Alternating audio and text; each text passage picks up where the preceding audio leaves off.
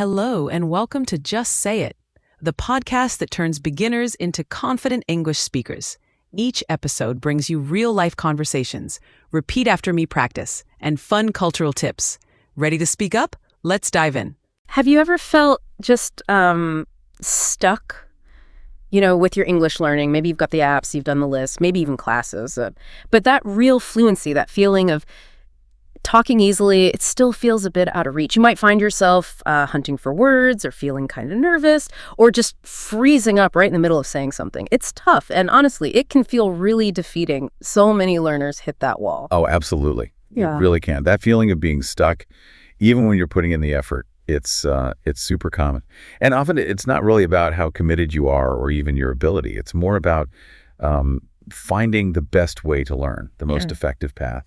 And there's this one amazing tool, you could almost call it a superpower you already have, that most people don't really rate highly enough, but it can unlock some serious improvement. Right.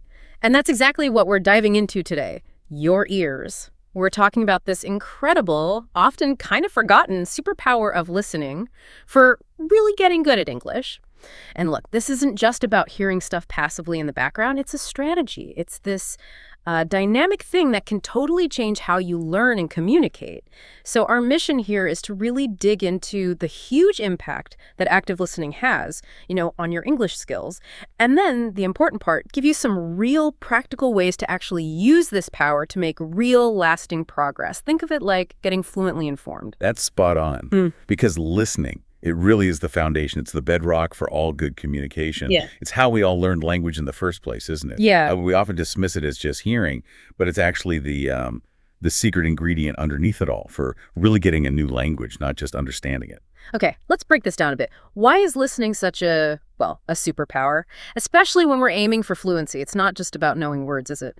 Not at all, no. Just think about how any kid learns their first language. It's not from grammar books, right? Or flashcards. A child picks up their native language mostly by just listening, being surrounded by it, interacting. They're soaking up sounds, the melody of speech, the rhythm linguists call it prosody, and they absorb sentence structures, word meanings, just by hearing them used over and over in context. They're not sitting there thinking about verb tenses. Their brains are kind of automatically building these connections. Linking sounds directly to meaning, that's implicit learning. And it works just as well for English as for your first language. It's basically wiring your brain for English in a way that just learning rules often can't. So it's not just hearing, it's like an active brain training thing, a rewiring. And what's really interesting is how listening regularly actually trains your brain to handle the language better, like fundamentally better. Exactly. When you listen to native speakers regularly, your brain doesn't just get used to the words, it gets used to their speed, their rhythm, the whole flow. At first, it might seem really fast like in movies or quick chats because your brain's trying to catch every single sound separately. But if you keep doing it, focusing, your brain starts to chunk the language. So instead of hearing individual words, you begin hearing whole phrases, common word pairs, even full sentences as like one single unit of meaning. And that takes a huge load off your brain, cognitively speaking. It makes it way easier to catch words, understand fast talkers, and follow along with complex stuff. It's almost like your brain's getting a new operating system, one that's optimized for English. That makes total sense. So it's like training our brain to think in English, not just translate all the time. And I guess it's not just about speed, right? It's also about picking up those little things that make English sound right, natural. Precisely. When you constantly hear words and phrases used naturally, in context, their meanings just stick much better. They become more accessible than just, memorizing a definition from a list. Like if you hear someone say, "I'm absolutely thrilled about this opportunity," or maybe that's a bit tricky, but we'll figure it out. Yeah. You don't just learn thrilled means happy. You get a feel for how happy. You learn what words go with it, when you'd actually use it. You start to understand the vibe of the word, not just its dictionary entry. And that kind of immersion in context, it's gold for building a really rich, natural vocabulary. And then this must work for grammar too, right? And pronunciation. Those things that can feel like such a slog to memorize. It sounds like you just sort of absorb them. That's the really cool part. Listening exposes you to correct grammar, correct sentence structures, without you even needing to consciously think about rules. You just pick up patterns implicitly. Like you hear, "She has been working on this all week," or "If I had known, I would have come," over and over again. Your brain starts to recognize those patterns. It internalizes the right way to use tenses or conditionals, not as rules on a page, but as just how English sounds. And for pronunciation, active listening means you're hearing how native speakers stress syllables, how words kind of blend together like gonna instead of going to.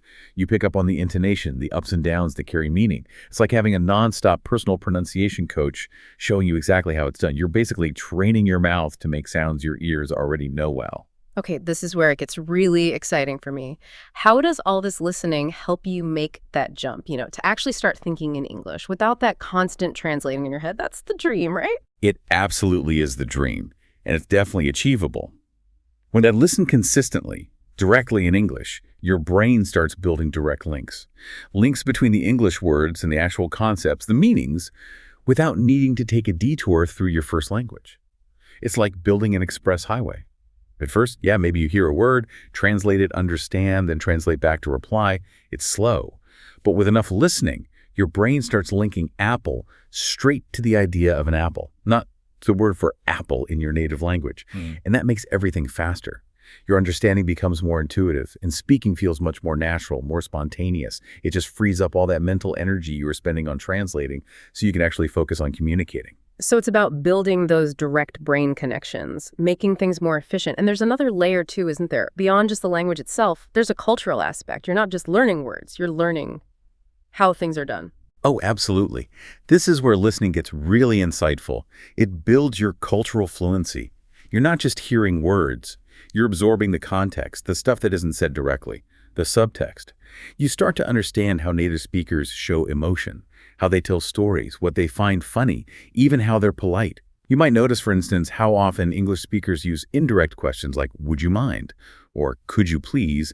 To make requests softer, which might be different from your own language.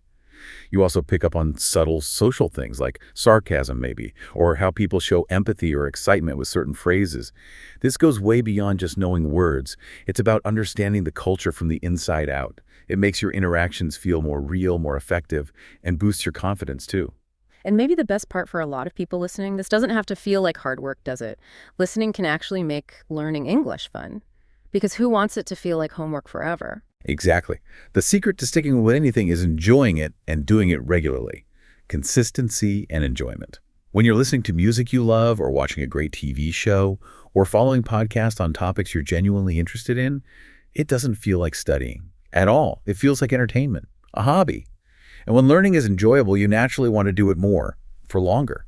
That natural consistency, that's what really drives faster learning and leads to real, lasting fluency. You're engaging with English on your terms, connecting it to things you already enjoy. Okay, so we've really established why listening is this amazing superpower. From rewiring your brain to understanding culture and just making it enjoyable.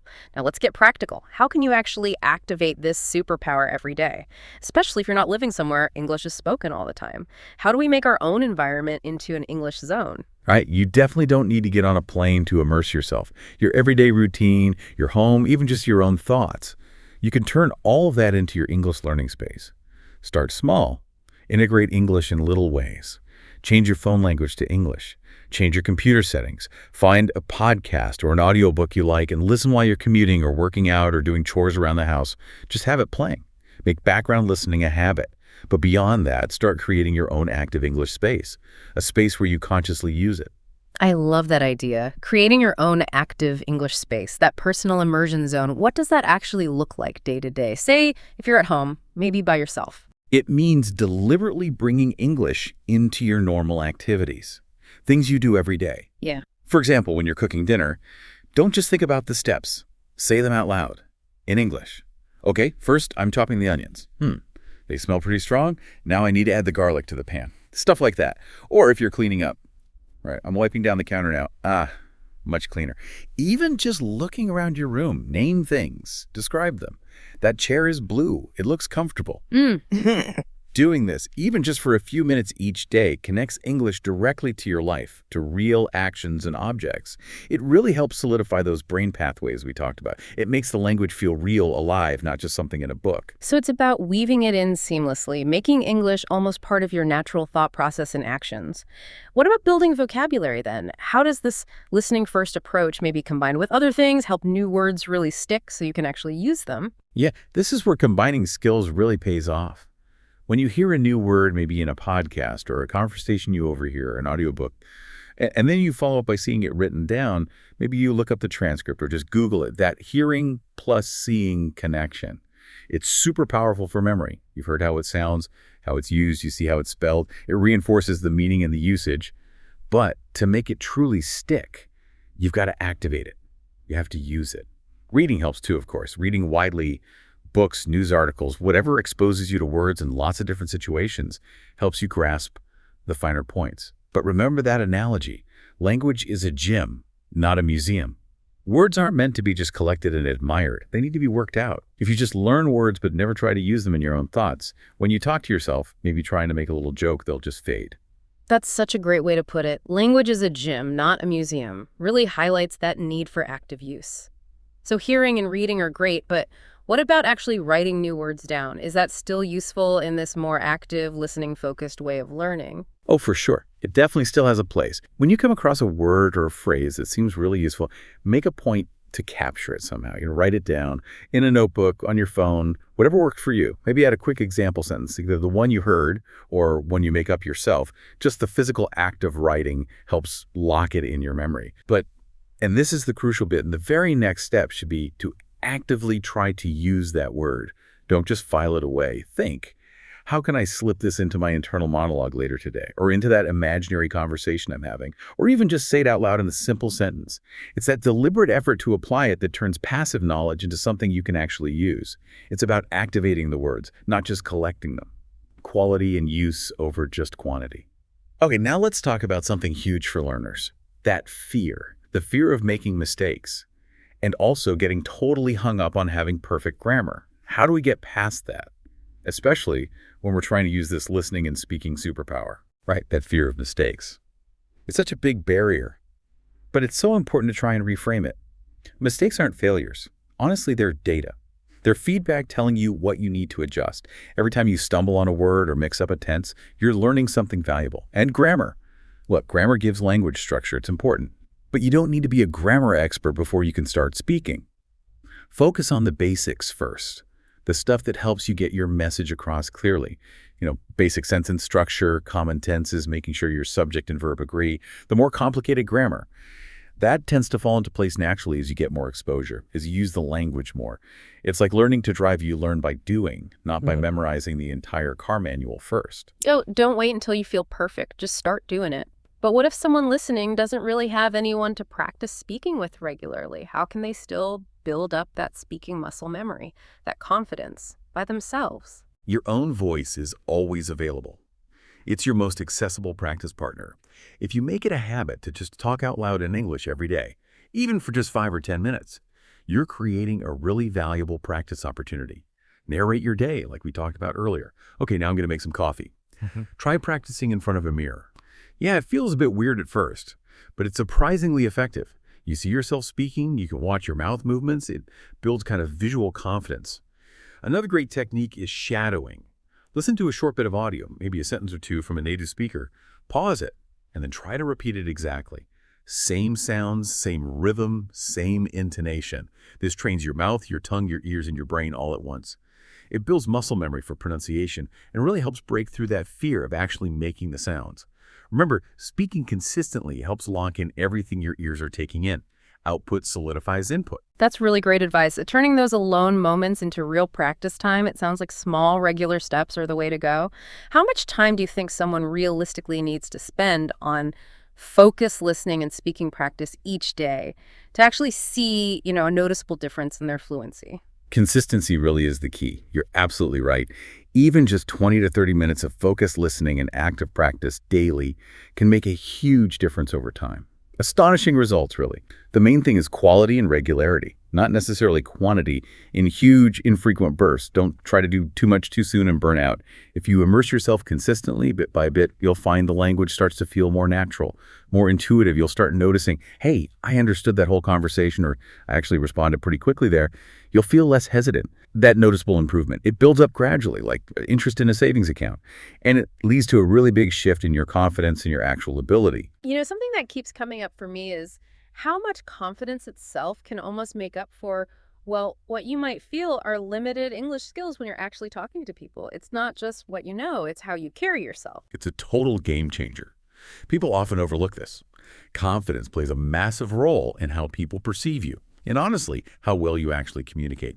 Even if your grammar isn't flawless, having a positive attitude, speaking clearly, just being willing to try and connect, that opens so many doors. Think about work, for example. Employers often prefer someone who's confident, proactive, communicates clearly, even with a few mistakes, over someone who might know perfect grammar, but is too shy or hesitant to speak up. Confidence shows you're willing to try, to engage, to handle challenges. And it's a skill you build through the very things we've been talking about. Deliberately using new phrases, making eye contact maybe, slowing down just a tiny bit when you speak to gather your thoughts, and just accepting that mistakes are part of learning. It becomes a positive cycle. You practice a bit, you feel a little more confident, so you practice more, and then you feel even more confident. This really leaves us with something important for you, the listener, to think about, doesn't it? How might your life actually change? How might it transform if you really committed to just say 15 minutes of focused English listening and speaking practice every single day? Letting your ears truly lead the way, not just in learning the language, but in really reshaping your confidence and how you connect with the world around you. Great job today on Just Say It, where every phrase brings you closer to fluency. If you found this lesson helpful, click the bell to never miss an episode and leave a comment sharing your favorite tip. Until next time, keep practicing and just say it.